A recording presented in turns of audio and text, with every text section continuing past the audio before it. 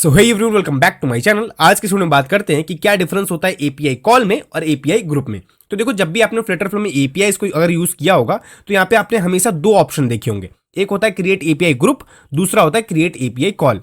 तो create API call तो आपने हमेशा यूज किया होगा कि भाई आप इंडिविजुअल एपीआई क्रिएट कर सकते हो, बट ये एपीआई ग्रुप क्या चीज है और इसको कैसे यूज करना है वो इस वीडियो में हम देखने वाले हैं। तो देखो, सबसे पहले मैं क्या करने वाला हूं, कुछ डमी एपीआई को क्रिएट करके बताता हूं आपको। उसके बाद हम ग्रुप भी क्रिएट करेंगे, फिर आपको दोनों में डिफरेंस समझ में आ जाएगा कि भाई एपीआई ग्रुप को कब यूज करना है और इंडिविजुअली एपीआई को कब यूज करना है। तो सबसे पहले हम क्या करते हैं, कुछ एपीआई को सेटअप करते हैं। तो मैं सबसे पहले क्या करूंगा, यहाँ पे क्रिएट एपीआई कॉल करूंगा और मैं एपीआईज लूंगा यहाँ पे डमी डॉट जेसन से। यहाँ पे आपको डमी एपीआईज मिल जाएंगी। तो देखो, मैं इसलिए इस एपीआई का यूज कर रहा हूँ क्योंकि आपको समझाना है कि भाई एपीआई ग्रुप में क्या फर्क होता है और इंडिविजुअली एपीआई क्रिएट करते हो तो उन दोनों में क्या फर्क होता है। तो एपीआई मैटर नहीं करती, आपको बस कॉन्सेप्ट समझ में आना चाहिए, ठीक है। तो यहाँ पे देखो, प्रोडक्ट की एपीआई तो मैं क्या करता हूँ, इसको कॉल करके अपने फ्लटर फ्लो में सेटअप कर लेता हूँ। मैंने इसको यूआरएल को कॉपी किया और यहाँ पे कर दिया पेस्ट। आप इसका नाम भी दे सकते हो, मैं यहाँ पे लिख देता हूँ प्रोडक्ट्स और यहाँ पे मैंने किया ऐड। मेथड इसका गेट रखना है, आपको जैसा मेथड रखना है एपीआई को तो आप रख सकते हो। अगर मैं एक और एपीआई क्रिएट करना चाहूंगा तो मैं सिंपली ऐड पे क्लिक करता हूं और क्रिएट एपीआई कॉल पे क्लिक करूंगा। फिर से मेरे को एपीआई कॉल का नाम देना पड़ेगा, तो इसमें मैं डालता हूं अपने कैटेगरीज वाले एपीआई को। वो आपको मिल जाएगा यहाँ पे ऑल कैटेगरीज में। यहाँ से आप सिंपली इसको कॉपी कर लेना। मैंने यहाँ पे किया पेस्ट और इसको करता हूँ मैं ऐड कॉल। हमने दो एपीआई क्रिएट कर लिए हैं, ठीक है। अब देखो, एपीआई तो क्रिएट कर ली है, बट अब मैं कह रहा हूं कि भाई मेरे को ना इसमें हेडर्स भी डिफाइन करने हैं। हेडर्स क्या होते हैं, मतलब हेडर्स में आप कुछ रिक्वेस्ट से ही रिलेटेड, मतलब अपने एक एपीआई रिक्वेस्ट से ही रिलेटेड कुछ हेडर्स डिफाइन करते हो, जैसे कंटेंट टाइप हो गया, ऑथराइजेशन हो गया, तो आप हेडर्स भी डिफाइन करते हो।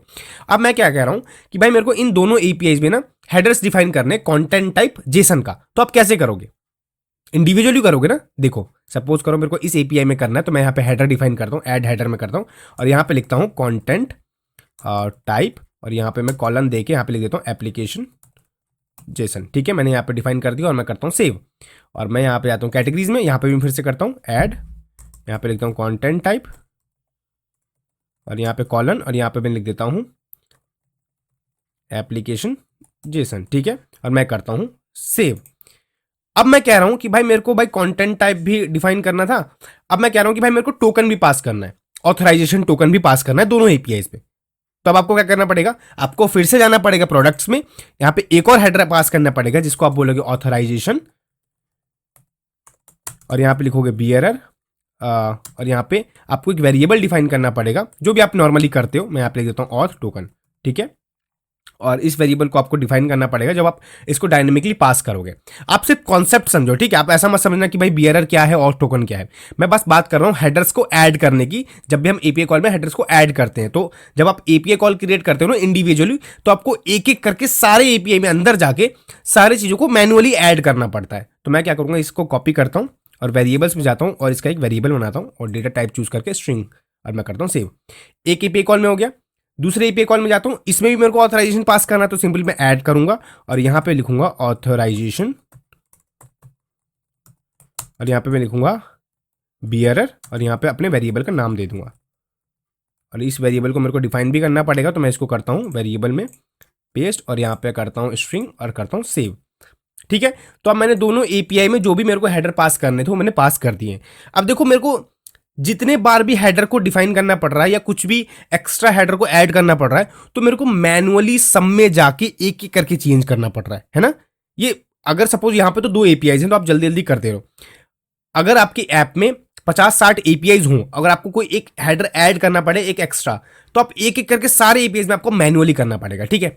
एक तो ये केस हो गया। दूसरा केस होता है कि जब आपका बेस यूआरएल ही चेंज हो जाए। अब बेस यूआरएल का क्या मतलब होता है, बेस यूआरएल का मतलब होता है जो भी यूआरएल आपका कॉमन है, एपीआई में कॉमन है। जैसे देखो, इतना कॉमन होता है डमी डॉट जेसन, ये इसमें भी कॉमन है और उस वाले में भी आपको कॉमन मिल जाएगा इतना। तो इसको बोलते हैं बेस यूआरएल। तो बहुत बार ऐसा होता है कि जब आप रियल वर्ल्ड एप्लीकेशन पे काम करोगे ना, तो आप लाइव सर्वर पे नहीं करते हो, आप करोगे लोकल पे काम। तो आपके जब भी आप ऐप में काम कर रहे होगे लोकली, तो आपका लोकल सर्वर का बेस यूआरएल यहाँ पे ऐड करना पड़ेगा। बट जब आप अपने प्रोडक्शन बिल्ड को डिप्लॉय कर रहे होगे, तो आपको ना एपीआईज के यूआरएल को चेंज करना पड़ेगा, उसके बेस यूआरएल को चेंज करना पड़ेगा। तो सपोज करो अभी मैं एक ऐप बना रहा हूं जिसमें मेरे लोकल सर्वर की एपीआई को ऐड कर रखा है मैंने, बेस यूआरएल लोकल सर्वर का है।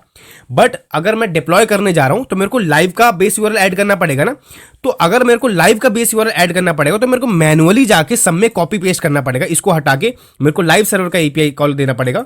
अगर कैटेगरीज में जाऊंगा तो मेरे को इसमें भी बेस यूआरएल को चेंज करना पड़ेगा।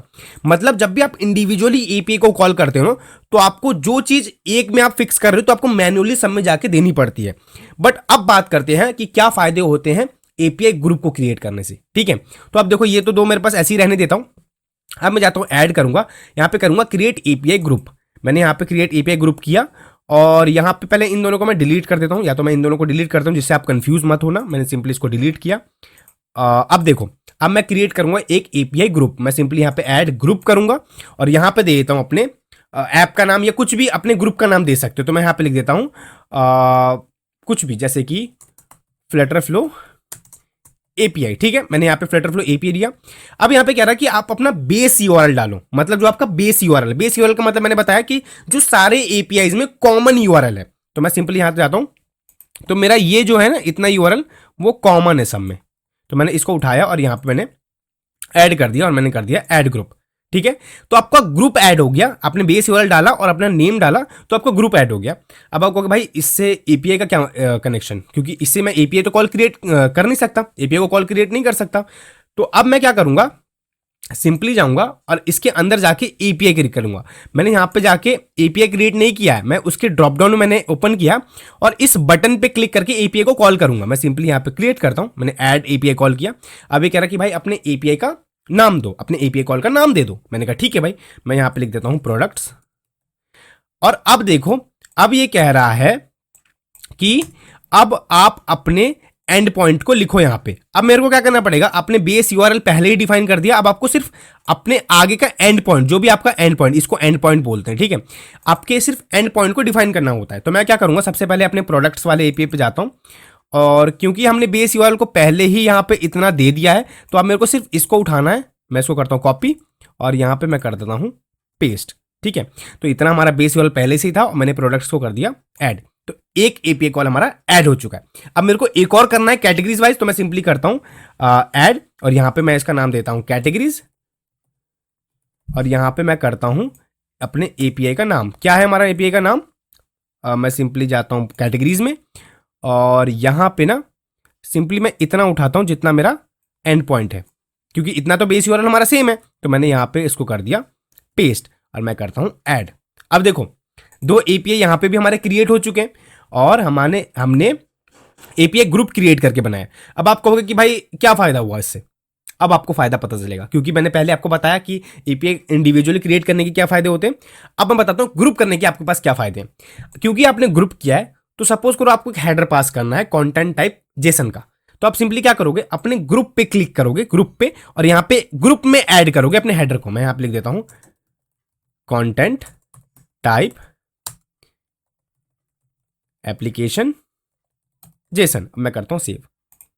आपने सिर्फ अपने ग्रुप में किया है और आपके ग्रुप के जितने भी एपीआईज हैं उन सभी में यह हेडर ऑटोमेटिक पास हो जाएगा जब आप इसको कॉल कर रहे होगे। क्योंकि पहले आप इंडिविजुअल एपीआई को अलग अलग क्रिएट कर रहे थे तो आपको सब में मैनुअली जाके अपने हेडर को डिफाइन करना पड़ रहा था, बट आपने यहां पे ग्रुप कर दिया, उन सभी एपीआई को कंबाइन करके ग्रुप में डाल दिया। तो आपने ग्रुप में ही हेडर को डिफाइन कर दिया और यहां पे आपने बोल दिया कि भाई कंटेंट टाइप होना चाहिए, वो जेसन होना चाहिए। तो जब जब आप इस ग्रुप की कोई भी एपीआई को कॉल कर रहे होगे तो ये हेडर ऑटोमेटिक पास हो जाएगा सभी एपीआई कॉल में। ठीक है, एक और फायदा, सपोज करो मेरे को अब ऑथराइजेशन टोकन पास करना है, जैसे कि मैंने आपको पहले बताया था। तो आप क्या करोगे, यहीं पे ऐड करोगे हेडर और यहां पे आप सिंपली लिखोगे ऑथराइजेशन और यहां पे लिख देता हूं बियरर और यहां पे मैं लिख देता हूं ऑथ, यहां पे लिख देता हूं टोकन और यहां पे मैं इसी के नाम से कॉपी करता हूं। नीचे वेरिएबल बनाने का भी ऑप्शन होता है, मैंने यहां पे क्लिक किया और यहां पे मैं पेस्ट कर देता हूं स्ट्रिंग, मैंने किया सेव। कॉन्ग्रेचुलेशन, आपने ऑथराइजेशन टोकन को भी डिफाइन कर दिया सारे एपीआईज के लिए। देख रहे हो कितना सिंपल हो जाता है जब आप ग्रुप करते हो एपीआईज को, क्योंकि पहले मेरे को मैनुअली एक एक में जाके चेंज करना पड़ रहा था। अब मैंने क्या किया, उसको ग्रुप कर दिया। अब मैंने यहीं पे पास किया ऑथराइजेशन बियरर टोकन और इसके नाम से मैंने एक नीचे वेरिएबल भी बना दिया। अब क्या होगा, इस ग्रुप से रिलेटेड जो भी एपीआईज हैं, आप जब भी इन एपीआईज को कॉल करोगे तो ये ऑटोमेटिक आपसे टोकन मांगेगा, क्योंकि आपने ग्रुप में ही ऑथराइजेशन हेडर को पास कर दिया है। तो सारे एपीआईज में ऑटोमेटिक ये हेडर पास हो चुका है। समझ रहे हो, ये फायदे होंगे। तीसरा फायदा देखो, सपोज करो आप लोकल सर्वर पे काम कर रहे हो, अब आप अपने ऐप को लाइव पे डिप्लॉय करना चाहते हो, तो आप अपनी एपीआई का जो बेस यूआरएल है वो चेंज करना चाहते हो। तो पहले आप अलग अलग कर रहे थे, तो आपको हर एपीआई में जाके बेस यूआरएल को चेंज करना पड़ रहा था। बट अब देखो, क्योंकि आपने एपीआई ग्रुप को लगा रखा है, तो मैं सिंपली यहां पे करता हूं, मेरा जो यहाँ पे डमी जॉर्डेशन को हटा के मैं लिख देता हूँ liveserver.com। सपोज करो, अभी के लिए सपोज करो liveserver.com, और मैं करता हूं सेव। तो अब जैसे ही आप अंदर की एपीआई को चेक करोगे ना, तो इनका base URL automatic live server से चेंज हो चुका है। मैं अगर कैटेगरीज वाले पे जाऊं तो लाइव सर्वर से चेंज हो चुका है, क्योंकि आपने ग्रुप कर रखा है। तो आप जो भी ग्रुप में डिफाइन कर दोगे वो सारे एपीआईज में ऑटोमेटिक ऐड हो जाएगा। तो ये फायदे होते हैं एपीआई को ग्रुप करने से। और अगर आप इंडिविजुअली एपीआई का यूज करना चाहते हो तो आप वो भी कर सकते हो। बट मैं सजेस्ट करूंगा कि जब आप लार्ज स्केल एप्लीकेशन पे काम कर रहे हो, तो मेक श्योर करो कि आप अपने एपीआई को ग्रुप करके ही रखो, जिससे आप जो भी चेंजेस करना चाहते हो, इंक्लूडिंग बेस यूआरएल या कोई भी हेडर पास करना चाहते हो डायनेमिकली, तो आप सिंपली एक जगह पे करो, एक जगह पे बेस यूआरएल को चेंज करो, और आपके सारे एपीआईज में ऑटोमेटिक बेस यूआरएल या जो भी हेडर आप पास कर रहे हो चेंज हो सके। ठीक है, तो आई होप आपको इस वीडियो में कुछ ना कुछ सीखने को जरूर मिला होगा। और कुछ भी इस वीडियो से रिलेटेड जो भी आपके डाउट्स है आप कमेंट्स में पूछ सकते हो। और आप लोगों के कमेंट्स में जब भी देखता हूं तो मैं और भी मोटिवेटेड फील करता हूं कि मैं ऐसे ऐसे कंटेंट और भी बनाऊं। और हाँ, अभी तक आपने चैनल को सब्सक्राइब नहीं किया तो प्लीज सब्सक्राइब कर लो। आज के लिए इतना ही, थैंक्स फॉर वॉचिंग।